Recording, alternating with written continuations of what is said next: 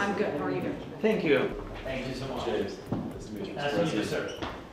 Good.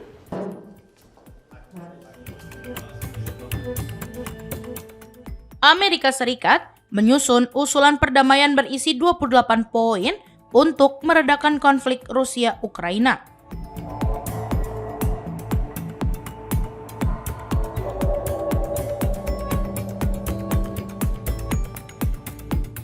Rancangan itu menawarkan gencatan senjata, pengaturan keamanan baru, serta perubahan posisi politik kedua negara.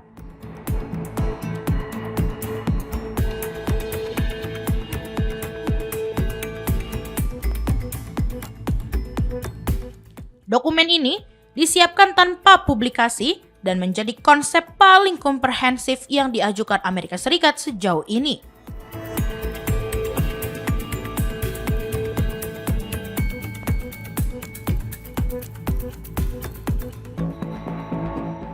Rancangan perdamaian yang disusun Washington ini dirumuskan secara tertutup oleh tim khusus Amerika Serikat selama sekitar 1 bulan.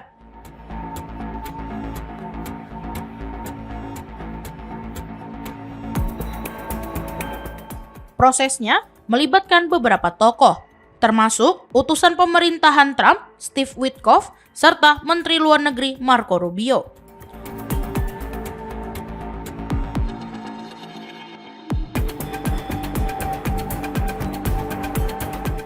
Seluruh poin diarahkan untuk menghentikan pertempuran dan membangun kerangka perdamaian jangka panjang.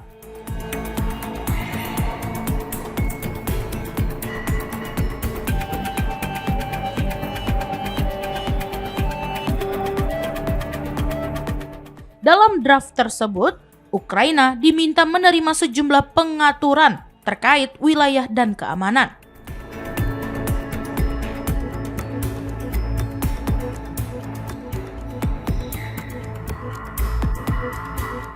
Sebagai imbalannya, Rusia akan memperoleh pelonggaran sanksi internasional dan kembali dilibatkan dalam kelompok G8.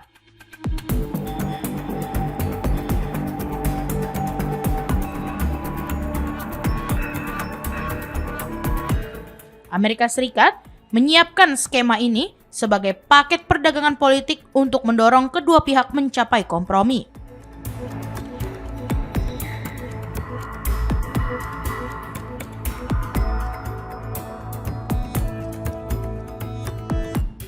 Presiden Ukraina Volodymyr Zelensky dikabarkan siap membahas dokumen tersebut secara langsung dengan Presiden Trump.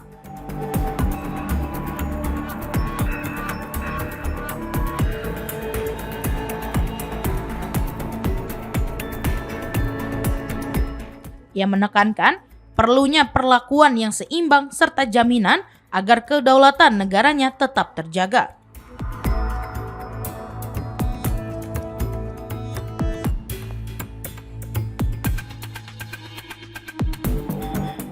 Isi dokumen memuat beberapa prinsip, seperti pengakuan kedaulatan Ukraina dan perjanjian non-agresi antara Rusia, Ukraina, dan negara-negara Eropa.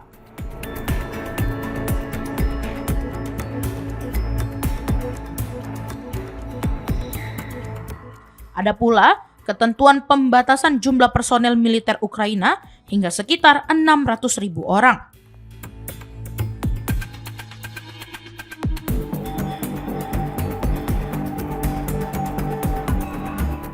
Ukraina juga diminta tidak bergabung dengan NATO, sementara aliansi itu tidak diperbolehkan menempatkan pasukan di wilayah Ukraina.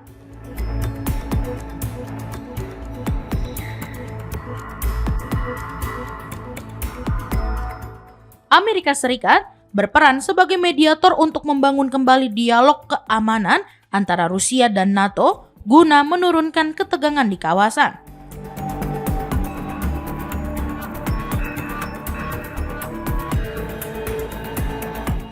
Rencana tersebut menyertakan jaminan keamanan bagi Ukraina. Bila Rusia mengingkari kesepakatan, paket sanksi global bisa diberlakukan kembali.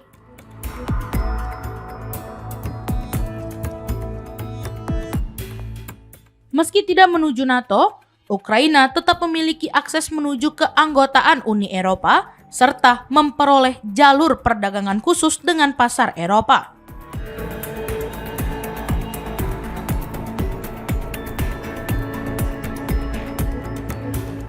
Selain aspek politik, proposal ini mencangkup agenda pemulihan pasca perang.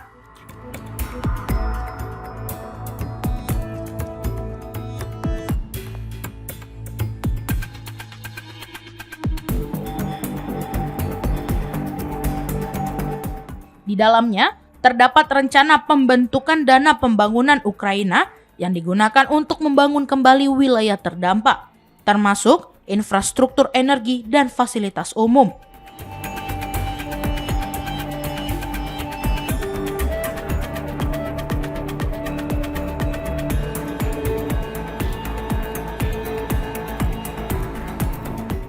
Bank Dunia dan negara-negara Eropa disebut siap berinvestasi dengan sebagian dana Rusia dialihkan untuk mendukung rehabilitasi.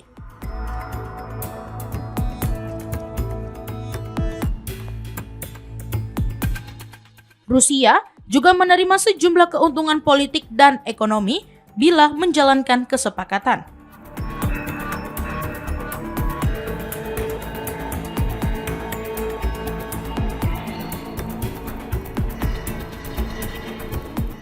Negara itu akan kembali diintegrasikan ke sistem ekonomi global, memperoleh pencabutan sanksi, serta bekerja sama dengan Amerika Serikat melalui kelompok kerja gabungan yang bertugas mengawasi implementasi perjanjian.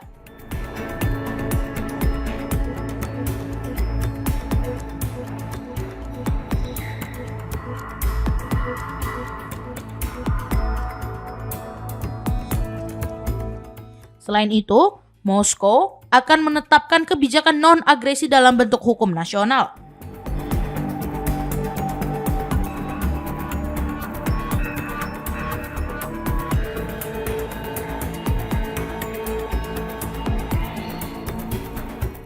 Kesepakatan nuklir yang berlaku sebelumnya, termasuk START I, tetap dipertahankan dan Ukraina tetap berstatus negara non-nuklir.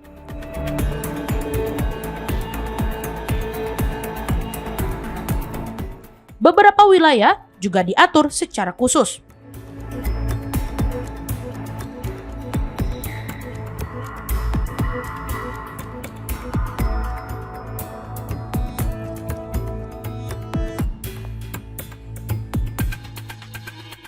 Pengoperasian PLTN Zaporizhia berada di bawah pengawasan IAEA, sementara distribusi listrik dibagi secara adil kepada wilayah yang terdampak.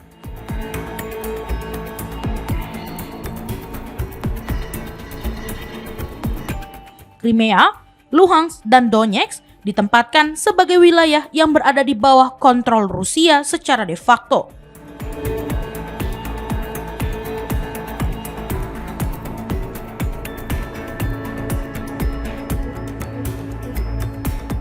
Sementara itu, Kherson dan Zaporizhia akan berada dalam status beku di garis kontak, dengan tambahan zona penyangga di bagian Donetsk.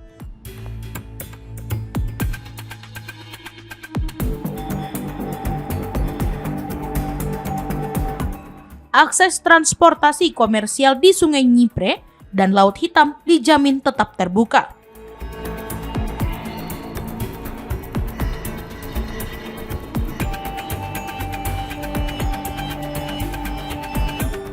Dibentuk pula Komite Kemanusiaan untuk mengatur pertukaran tahanan dan mempertemukan keluarga yang terpisah selama perang.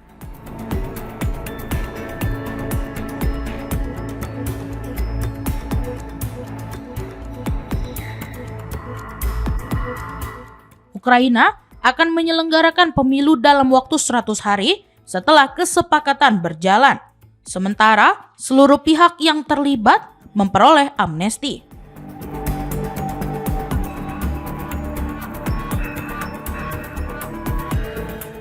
Perjanjian ini memiliki kekuatan hukum dan diawasi sebuah badan bernama Dewan Perdamaian yang dipimpin Trump. Bila terjadi pelanggaran, sanksi dapat dijatuhkan kembali. Gencatan senjata mulai berlaku setelah kedua pihak menarik pasukan menuju posisi yang telah disepakati.